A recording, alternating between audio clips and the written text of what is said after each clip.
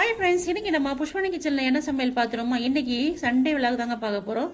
Sunday நம்ம வீட்டில் வந்து சங்கரா மீன் வாங்கியிருந்தோம். அந்த குழம்பு வைக்கிறதுக்காக தான் இப்போ தக்காளி, வெங்காயம், பச்சை மிளகா, கருவேப்பிலை, கொத்தமல்லி எல்லாத்தையும் தனியாக வெட்டியிருக்கேன். புளியை தனியாக ஊற வச்சுட்டு தேவையான அளவுக்கு அதை நல்லா கரைச்சி அதோட குழம்பு மிளகாத்தூள், வீட்டில் அரைச்ச மிளகாத்தூள், மஞ்சத்தூள், உப்பு போட்டு நல்லா கரைச்சி தனியாக எடுத்து வச்சுருக்கேன். எவ்வளோ காரமோ அந்த காரத்துக்கு ஏற்ற மாதிரி நீங்கள் போட்டுக்கோங்க. அப்புறம் ஒரு சட்டியை வச்சு எண்ணெயை ஊற்றி கடுகு, ஜீரகம், வெந்தயம் எல்லாத்தையும் போட்டு தாளிச்சிட்டு தக்காளி, வெங்காயம், பச்சை மிளகா, கருவேப்பிலை, கொத்தமல்லி போட்டு நல்லா வதங்கட்டும். அது வதங்கிறதுக்குள்ளே நாங்கள் இன்றைக்கி வந்து சங்கரா மீன் தாங்க வாங்கியிருந்தோம். குழம்புக்கு வந்து சங்கரா மீன் தான் ரொம்ப டேஸ்ட்டாக இருக்கும். அதனால் நாங்கள் எப்போவுமே வந்து குழம்புக்கு சங்கரா மீன் தான் வாங்குவோம். ரொம்ப சூப்பராக இருக்கும் சாப்பிட்றதுக்கு. கொஞ்சம் முள் இருக்கும், இருந்தால் பார்த்து தான் சாப்பிட்ணும்.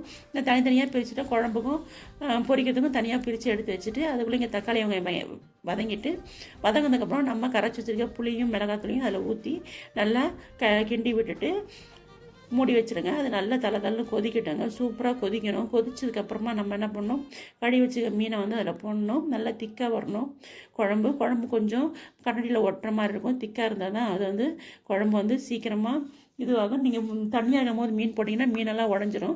ஊரில் மீன் வாங்கினோம்னா உடையாதுங்க. நம்ம குழம்பு கொதிக்கிறதுக்கு முன்னால் போட்டாலே அப்படியே கல் மாதிரி நிற்கும். ஆனால் சென்னையில் மீன் வந்து கடைசியில் நீங்கள் போட்டால் மட்டும்தான் முழுசாக நிற்கும். இல்லைன்னா மீன் கண்டிப்பாக கரைஞ்சிடும். என்ன ஃப்ரெஷ் மீன் வாங்கினாலும் சென்னையில் மீன் வாங்கினீங்கன்னா கண்டிப்பாக கடைசியில் தான் போடணும், முதல்ல போடக்கூடாது.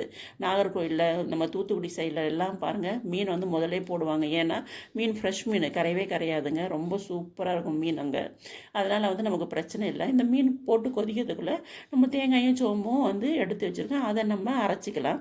அரைச்சி இந்த மீன் நல்லா கொதித்து திக்காயிட்ருக்கும். எண்ணெய் மேலே படுற மாதிரி இருக்கும். அப்போ இந்த தேங்காயை அரைச்சி ஊற்றி அதை நல்லா தலை கொதிக்கட்டும். தேங்காய் வந்து ரொம்ப நேரம் கொதிக்க வைக்கக்கூடாது. ஒரு 2 நிமிஷம் ஒரு 3 நிமிஷம் கொதிக்க வச்ச போதும். அதுக்குள்ளேயே நம்ம கருவேப்பிலையும் கொத்தமல்லியும் நல்லா அலசி பொடியை நறுக்கி இது மேலே நம்ம தூவி விடுவோம். அதுவும் ஒரு கொதிக்கட்டும். கொதிச்சதுக்கப்புறமா நீங்கள் குழம்பு இறக்கிடுங்க. சூப்பரான சுவையான மீன் குழம்பு ரெடி ஆகிடுங்க. நீங்கள் இந்த மாதிரி செஞ்சு பாருங்கள். சாப்பிடாதவங்க கூட சாப்பிடுவாங்க. அவ்வளோ அல்டிமேட்டாக இருக்குங்க. அவ்வளோ நல்லாயிருக்கும். அப்புறம் அந்த மீனை நம்ம ஆல்ரெடி ஊற வச்சுருக்கோம் மசாலா தூள் போட்டு. அந்த மசாலா தூளை அப்புறம் ஒரு கடாயை வச்சு எண்ணெய் டீப் ஆயில் தான் பண்ணுவோம். எண்ணெய் நல்லா காய்ச்சதுக்கப்புறம் மீன் போட்டிங்கன்னா மீன் ஒட்டாதுங்க. எண்ணெய் காயாத முன்னே மீனை போட்டிங்கன்னா கண்டிப்பாக மீன் ஒட்டும்.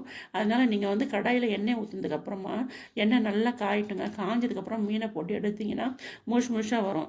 நீங்கள் காயாத முன்னே போட்டிட்டிங்கன்னா மீன் வந்து புண்டு தான் வரும்.